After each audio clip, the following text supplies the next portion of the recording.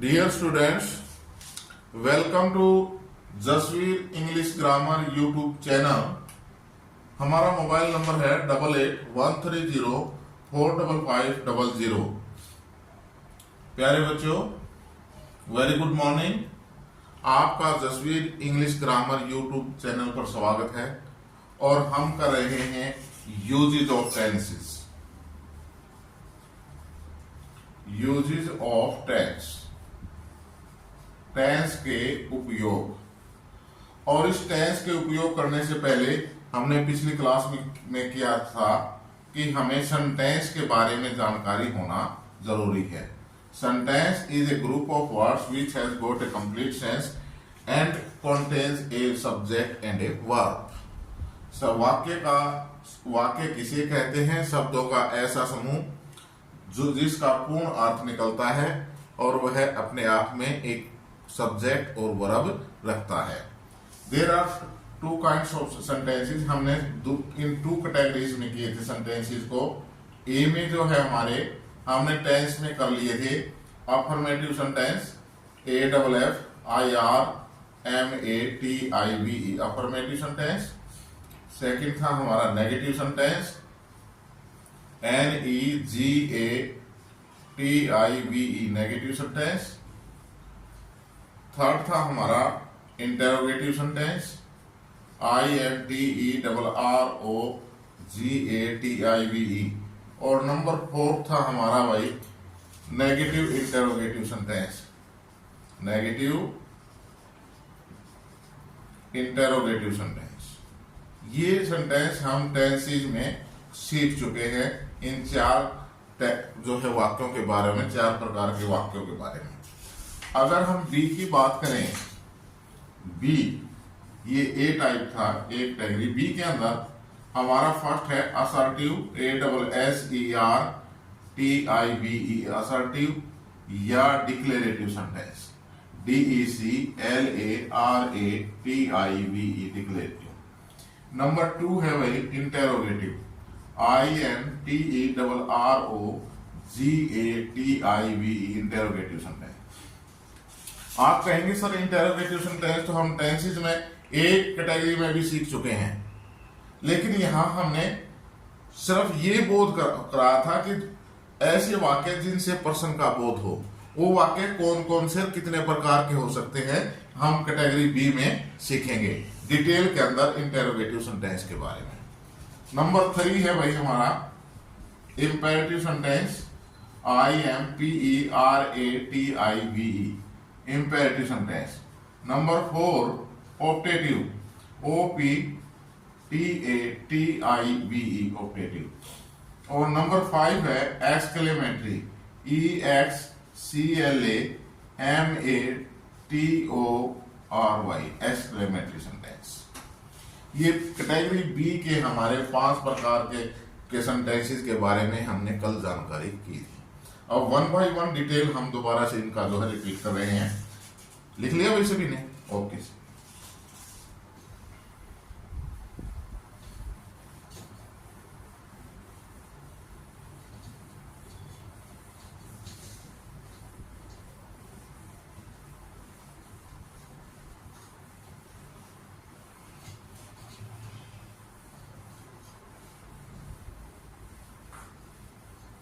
First है हमारा भाई असर्टिव या डिक्लेरेटिव सेंटेंस। फर्स्ट हमारा कौन सा है? असर्टिव, ASSERTIVE असर्टिव या declarative, DECLARATIVE declarative sentence, SENTENCE लिख लो भाई साथ साथ।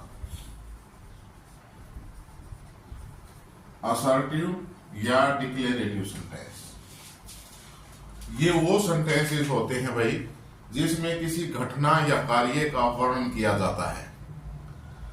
Assertive और declarative sentences are those in which we describe an event or any action। ऐसे कार्य, ऐसे वाक्य जिनके अंदर हम किसी कार्य या घटना का वर्णन करते हैं, उनको हम असर्टिव या डिक्लेरेटिव सेंटेंस कहते हैं। ये असर्टिव और डिक्लेरेटिव सेंटेंस अफर्मेटिव भी हो सकता है, अफर्मेटिव साधारण वाक्य जिसमें हाँ या ना कार्य के बारे में, और नेगेटिव भी हो सकता है भाई, इसमें नहीं का भी बोध हो सकता है। Am I clear? ये दोनों प्रकार के सेंटेंस हो सकते हैं। जैसे कि एज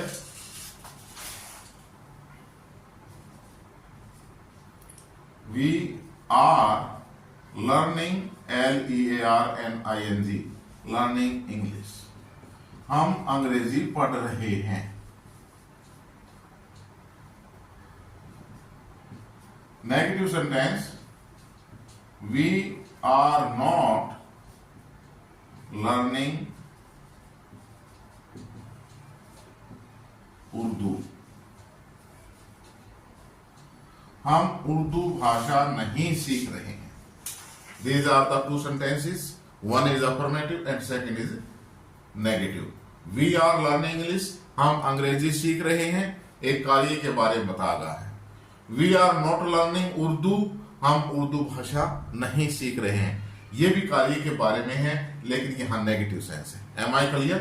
असर्टिव और डिक्लेरेटिव सेंटेंस की स्ट्रक्चर हम देखेंगे तो सब्जेक्ट होगी, सब्जेक्ट भाई स्ट्रक्चर हो देख लो इसकी, जो है सब्जेक्ट, सब्जेक्ट के बाद auxiliary verb, AUXI auxiliary verb, subject auxiliary verb, फिर उसके बाद main verb,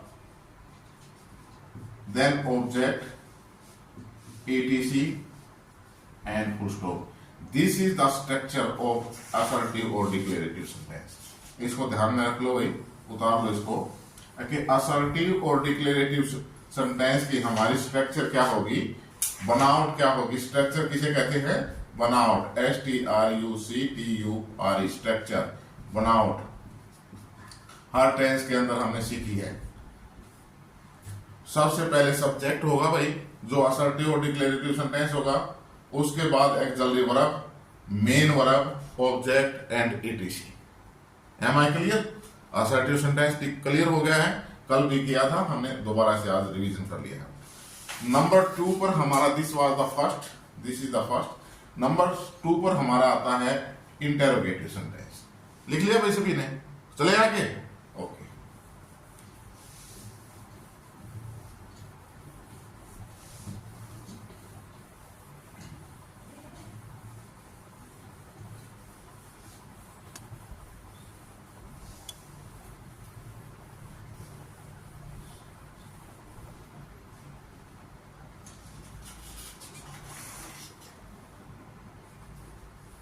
number 2 interrogative, INTERROGATIVE, interrogative sentence, SENTENCE sentence, interrogative sentence.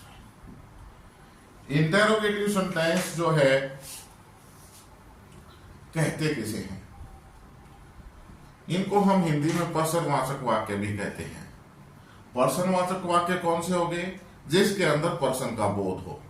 The sentences which arise a question, the sentence which arises a question is called an interrogative sentence. वो वाक्य, the sentence which arises a question is called an interrogative sentence. वो वाक्य जो किसी person को पैदा करता है, उसको हम जो है इंटेरोगेटिव सेंटेंस कहते हैं। इंटेरोगेटिव सेंटेंस के अंदर यानी पर्सन पूछा जाता है। इसकी जो है आप कहेंगे सर हमने टेंसेस में भी किया था, तो इंटेरोगेटिव सेंटेंस की अगर हम स्ट्रक्चर की बात करें, STRUCTURE, स्ट्रक्चर, बनावट, असर्टिव की बनावट हमने सीखी थी। इंटेरोगेटिव सेंटेंस की अगर स्ट्रक्चर की बात करें तो हम 3 कैटेगरीज में इसको बांटते हैं। there are in 3 categories. Number 1 A है, ए के अंदर भाई एक्सिलरी वर्ब, उसके बाद subject, then main verb, auxiliary verb वाक्य के शुरू में बिल्कुल, फिर उसके बाद सब्जेक्ट, फिर main verb, object, ETC and sign of interrogation. This one is the structure of an interrogative sentence. ये हम टेंसेस में सीख चुके हैं। ये यही एक जल्दी यही बनावट आई थी ना हमारी, जब हम टेंसेस कर रहे थे। इंटरोगेटिव सेंटेंस में एक्सिलरी वर्ब को सब्जेक्ट से पहले, मेन वर्ब को सब्जेक्ट के बाद में लगा कर प्रयोग करके मेन वर्ब के बाद ऑब्जेक्ट और ईटीसी लगाया जाता है, यही कर रहे थे ना। अब दूसरा है भाई हमारा बी इंटरोगेटिव सेंटेंस के अंदर कि क्वेश्चन वर्ड आए भाई, QUESTION, क्वेश्चन वर्ड। वाक्य के शुरू में क्वेश्चन वर्ड, फिर उसके बाद एक्सिलरी वर्ब, फिर subject, then main verb, then object, ETC and sign of interviews. B type में क्या आ गया भाई हमारा? Question word, auxiliary verb, subject, main verb, object, ETC। ये auxiliary verb, subject, main verb, object, ETC first A में था ना, इसके आगे क्वेश्चन वर्ड और जुड़ गया है। Am I clear? सी के अंदर क्या होगा भाई? क्वेश्चन वर्ड, QUESTION, फिर उसके बाद मेन वर्ब, क्वेश्चन वर्ड के बाद मेन वर्ब। यहां एक्सिलरी वर्ब नहीं है, question word, main verb, object, ETC,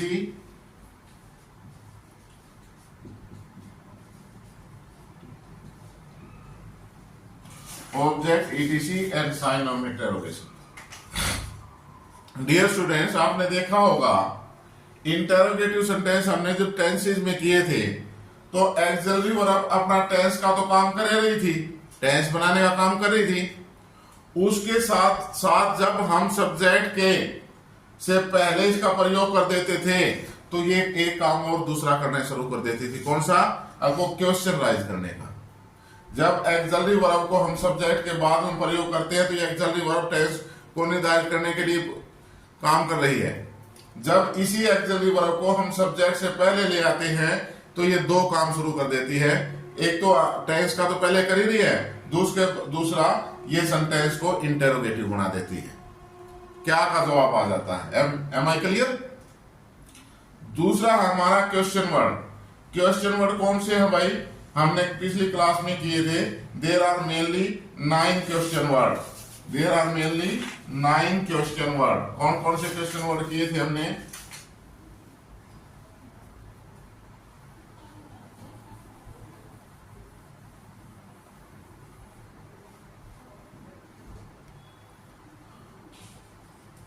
What, where, when, why. What, where, when, why. Who, how, who, whose, whom.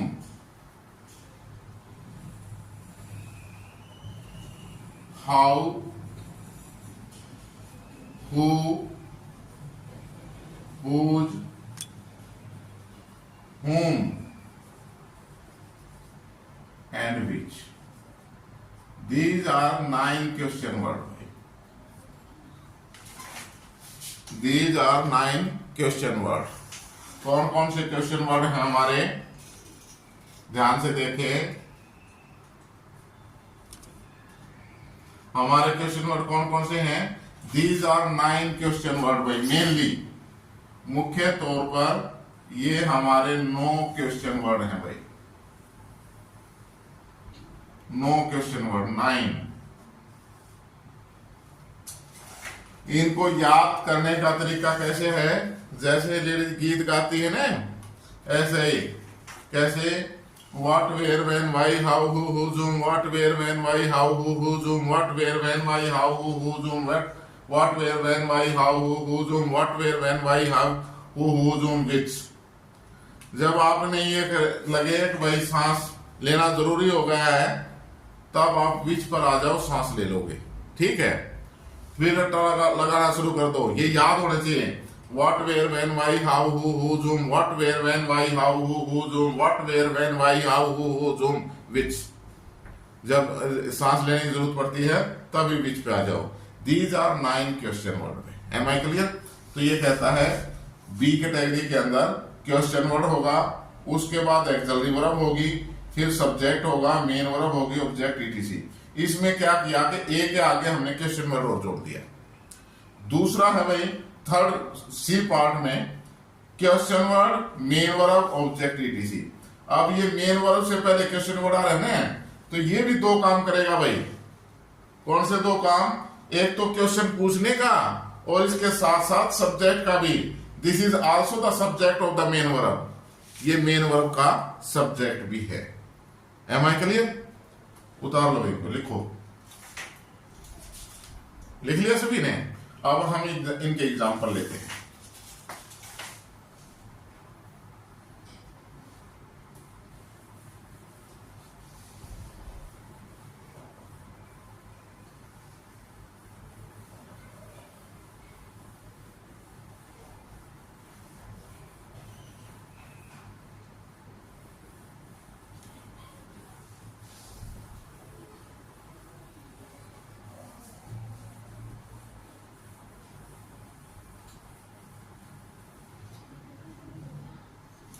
First sentence था भाई auxiliary verb, subject, main verb और जो है object ETC. Are you playing hockey? Are you playing hockey? इसके अंदर देखें भाई sign number, क्या तुम हॉकी खेल रहे हो? यहां ये एक्सलरी वर्ब है, एक्सलरी वर्ब भाई। ये सब्जेक्ट है हमारा, ये मेन वर्ब है और ये ऑब्जेक्ट है। एटसेट्रा इसमें दिया नहीं गया। ऑब्जेक्ट एटसेट्रा कोई जरूरी नहीं होता हर सेंटेंस में यूज हो। तो ये ए टाइप होगा हमारा auxiliary verb, subject, main verb, object ETC and sign of interjection. B why are you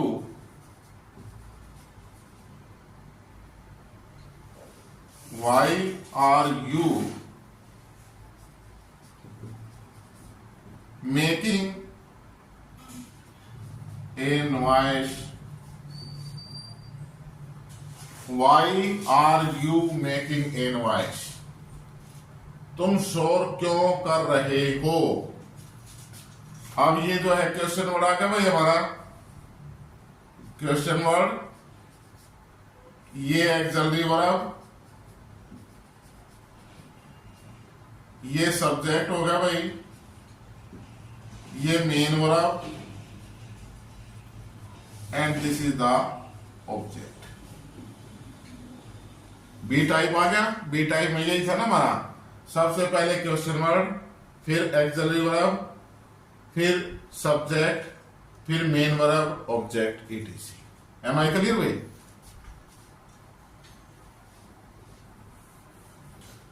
see type हमारा था भाई, सबसे पहले क्वेश्चन वर्ड, फिर main verb, object etc.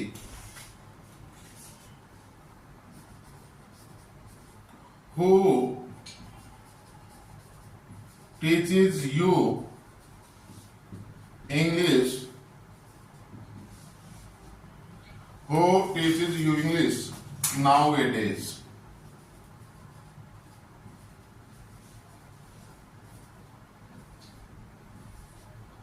Who teaches you English nowadays? Sign of interrogation. America के अंदर एक university में बच्चों से पूछा गया कि who teaches you English nowadays? आजकल तुम्हें अंग्रेजी कौन पढ़ा रहा है, पढ़ाता है? Who teaches you English nowadays? आजकल तुम्हें अंग्रेजी कौन पढ़ाता है? उनका आंसर पता है क्या था? सर।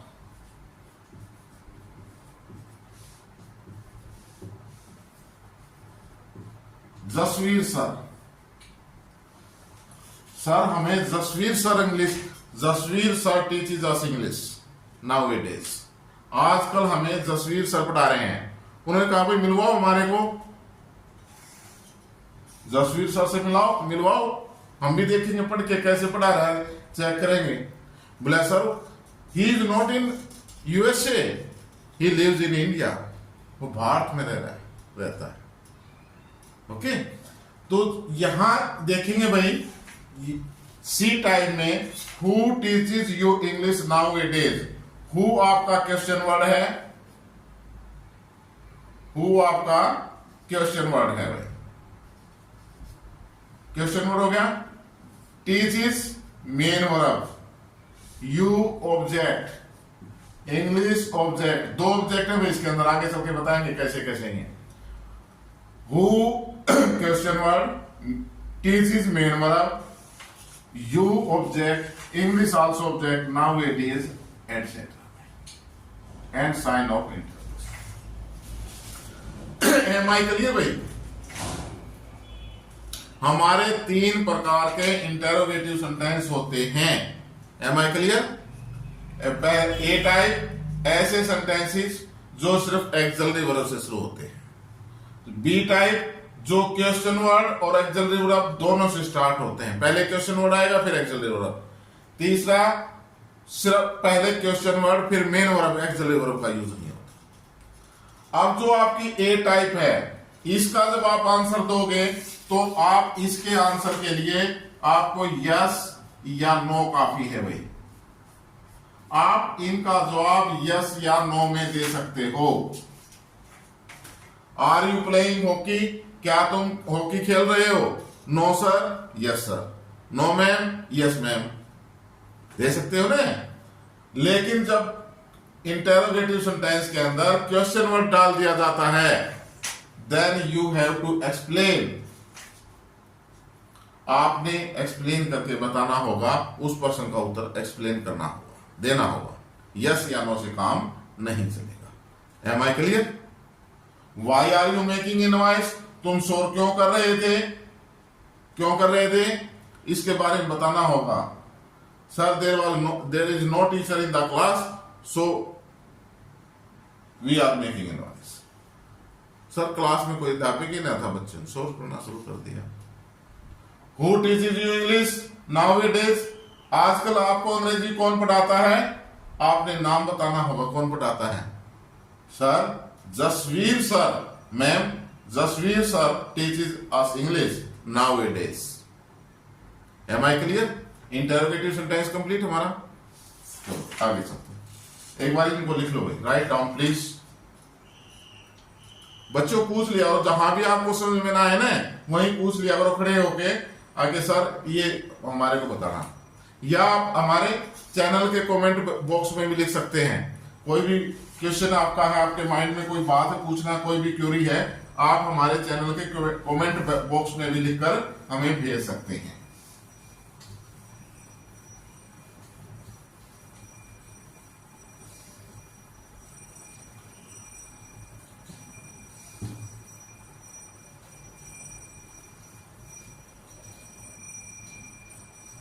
नंबर 3 है हमारा भाई imperative sentence.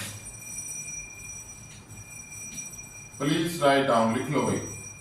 Imperative sentence, imperative sentence.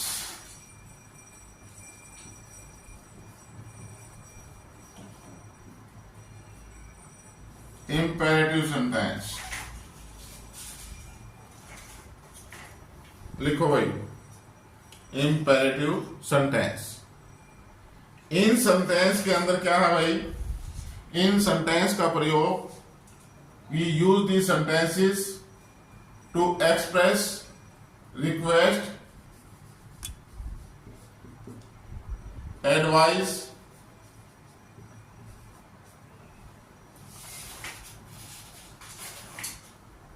request advice order request advice order idea etc.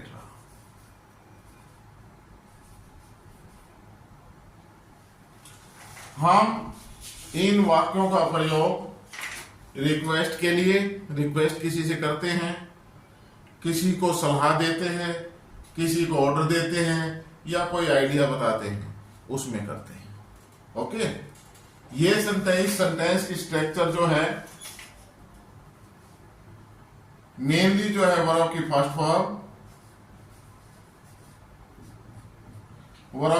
Form plus object plus etc and full stop, या डू नॉट और never plus first form of the verb object etc and full stop. Please या kindly plus main verb first form of the verb object etc and full stop. इस प्रकार से होती है, ये इसकी स्ट्रक्चर है भाई, STRUCTURE स्ट्रक्चर, बनावट। इंपेरेटिव सेंटेंस की स्ट्रक्चर कैसे होगी, किसके लिए प्रयोग किया जाता है इंपेरेटिव सेंटेंस? रिक्वेस्ट करने के लिए, एडवाइस सलाह देने के लिए, ठीक है, और ऑर्डर करने के लिए, आइडिया देने के लिए, कोई भी, ठीक है। ये वर्ब की first form plus object plus ET से भी शुरू होते हैं, ठीक है। डू नॉट या नेवर वर्ब की फर्स्ट फॉर्म ऑब्जेक्ट etc से डू नॉट या नेवर प्लस वर्ब की फर्स्ट फॉर्म। प्लीज या काइंडली वर्ब की फर्स्ट फॉर्म ऑब्जेक्ट etc। इसके अंदर भाई सब्जेक्ट यू होता है। सब्जेक्ट क्या होता है?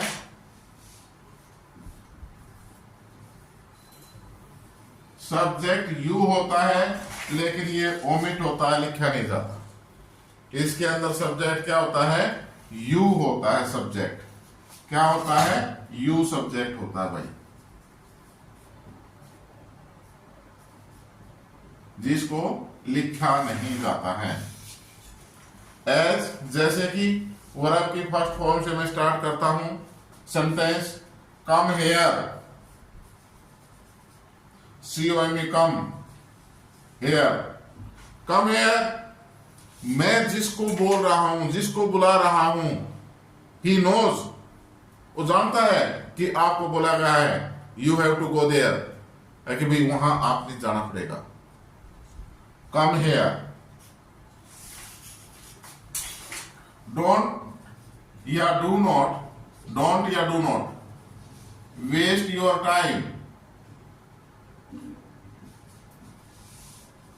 डोंट वेस्ट योर टाइम, अपना समय बर्बाद मत करो, फुल स्टॉप। फर्स्ट सेंटेंस हमारा come here, don't waste your time, अपना समय बर्बाद मत करो। डू नॉट या नेवर, नेवर से never tell a lie, never tell a lie, कभी झूठ मत बोलो, never tell a lie. Never verb की first form, do not verb की first form, come here verb की फर्स्ट फॉर्म। प्लीज या काइंडली वाले sentence, please bring a glass of water. इसमें रिक्वेस्ट की जाती है भाई, प्लीज या शिष्टाचार, please bring me a glass of water.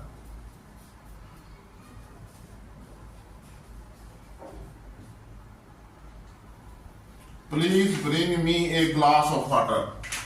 अच्छे कसाई बच्चे हैं भाई, यो नहीं सर पानी पूनी पी लो, पूछते ही नहीं, सर बके जाओ सर बोल ही जाएंगे अपने आप, एक आदि पे पूछ लिया करो, आगे सर पानी पुनी पीना है कि नहीं पीना, पानी का गिलास दे दिया करो।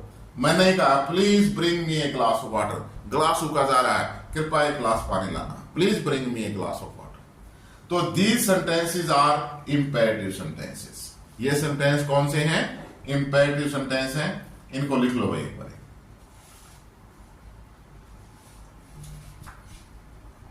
डियर स्टूडेंट्स, चैनल को देखने के बाद अपने साथियों को बताओ, खुद भी चैनल को लाइक शेयर और सब्सक्राइब करें और औरों से भी करवाएं। It is my humbly request to all of you. Thank you very much.